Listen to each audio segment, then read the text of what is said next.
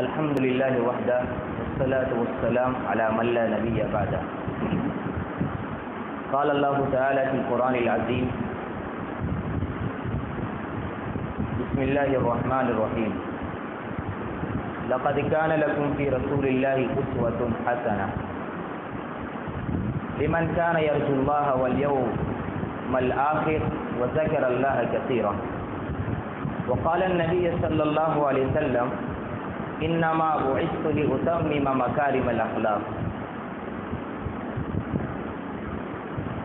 اخلاق نبوی پر مشتمل آج ہمارا یہ تیسرا درس ہے.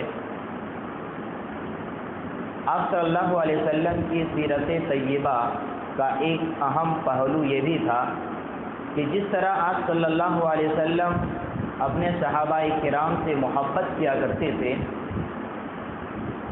ہمدردی کیا کرتے تھے، انہیں اعزاز سے نوازا کرتے تھے، اسی طرح آپ صلی اللہ علیہ وسلم اپنے اصحاب کے بچوں اور بچیوں کے ساتھ بھی محبت کیا کرتے تھے. انہیں بھی خاص خاص مواقع پر خاص خاص قسم سے نوازا کرتے تھے. اللہ کے رسول صلی اللہ علیہ وسلم انہیں تحفے تحائف دیا کرتے تھے. شفقت اور رحمت کا معاملہ اپنے اصحاب کے بچوں کے ساتھ بھی کیا کرتے تھے. صحیح بخاری کی روایت ہے، حدیث نمبر 5842، اسی طرح 3007 مختلف مقامات پر یہ واقعہ موجود ہے کہ ایک مرتبہ اللہ کے رسول صلی اللہ علیہ وسلم کے پاس کچھ کپڑے لائے گئے، جن کپڑوں کو اللہ کے رسول صلی اللہ علیہ وسلم نے صحابہ کرام کے درمیان تقسیم کر دیا. ان کپڑوں میں ایک خوبصورت شال بھی تھی، چادر بھی تھی، منقش قسم کی چادر تھی جو بہت ہی خوبصورت تھی. اللہ کے رسول صلی اللہ علیہ وسلم نے اسے اپنے دستے مبارک میں لیا اور صحابہ کرام سے پوچھا: من ترون نفسها هذه الخمیصہ، آپ لوگوں کے خیال کے مطابق یہ چادر کسے دی جائے؟ کیا خیال ہے آپ لوگوں کا؟ تمام صحابہ کرام احتراماً خاموش رہے، مگر ہر ایک کے دل و دماغ میں یہ بات کھٹک رہی ہوگی کہ یہ خوبصورت کپڑا، یہ خوبصورت شال کس کی قسمت میں آئے گی؟ آپ صلی اللہ علیہ وسلم نے اتنے میں بیان فرمایا: ائتونی بأم خالد.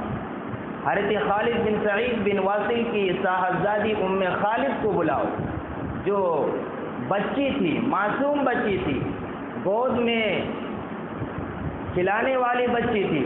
اللہ کے رسول نے کہا: ائتونی بأم خالد، ام خالد کو جا کر کے لے کر کے آؤ.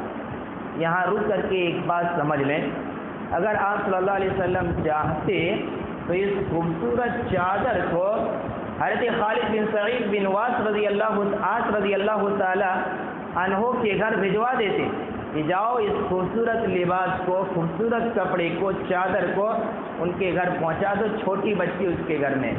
لیکن نہیں، اللہ کے رسول صلی اللہ علیہ وسلم نے اس چیز کو ترجیح نہیں دیا، بلکہ آپ صلی اللہ علیہ وسلم نے اس بات کو ترجیح دی کہ اسے بلایا جائے اور اس کی خوشیوں میں اللہ کے رسول صلی اللہ علیہ وسلم بنفس نفیس شریک ہوں.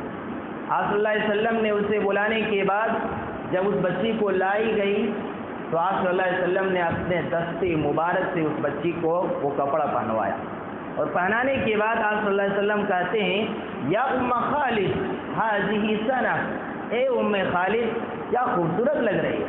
یہ لفظ ثنا یہ حبشیوں کی ایک زبان ہے، کیونکہ حضرت خالد بن سعید رضی اللہ تعالی عنہ ان خوش نصیب صحابہ کرام میں سے ایک ہیں جنہوں نے حبشہ کی ہجرت کی اور وہیں جا کر کے یہ مقیم ہو گئے، وہیں جا کر کے ٹھہر گئے. وہیں پہ ام خالد پیدا بھی ہوئی اور وہیں پہ پرورش اور ان کی پرداخت ہوئی. تو انہوں نے حبشیوں کی کچھ کلمات سیکھ لی تھی اس بچی نے. تو آپ نے کہا: یا ام خالد هذه ثنا، اے ام خالد یہ کپڑا کیا ہی زچ رہا ہے تمہارے بدن پہ. تو ذرا تصور کیجئے کہ نبی کریم صلی اللہ علیہ وسلم ایک بچی کے ساتھ کس قدر اخلاق کا معاملہ کر رہے ہیں اور کس شفقت کے ساتھ پیش آ رہے ہیں، اس کو کس طرح سے خوش کر رہے ہیں، ان کے چہروں میں کس طرح کی مسکراہٹ دیکھنا چاہتے ہیں اللہ کے رسول صلی اللہ علیہ وسلم. بھاری محفل میں اسے بلا کر کے وہ خوبصورت کپڑا پہنا رہے ہیں. یہ تھی نبی کریم صلی اللہ علیہ وسلم کے اخلاق۔ اتنا ہی نہیں بلکہ آپ صلی اللہ علیہ وسلم نے کپڑا پہنانے کے ساتھ ساتھ اسے دعائیں بھی دی۔ اغلی و اخلصی، 3 مرتبہ اللہ کے رسول صلی اللہ علیہ وسلم نے بیان فرمایا، اغلی و اخلصی، اغلی و اخلصی، اغلی و اخلصی، اے ام خالد اس کپڑے کو پہن کر کے بوسیدہ کر دینا، یعنی دیر تک جاؤ تم اس کپڑے کا استعمال کرو، جیتی رہو، خوش رہو، سالہ سال یہ کپڑا تم پہنتی رہو۔ اللہ کے رسول صلی اللہ علیہ وسلم کی مبارک زبان سے نکلنے والی یہ دعائیہ کلمات کو اللہ رب العالمین نے شرط قبولیت سے نوازا۔ ارے ام خالد رضی اللہ تعالی عنہا وہ صحابیات ہیں جنہوں نے سب سے زیادہ لمبی حیات پائی، عمر دراز تک زندگی گزاری، ایک لمبے عرصے تک باحیات رہے، اور یہ وہ خاتون ہے جو سب سے آخر میں وفات پانے والی۔ یہ آپ صلی اللہ علیہ وسلم کی دعا کی برکت کا نتیجہ ہے۔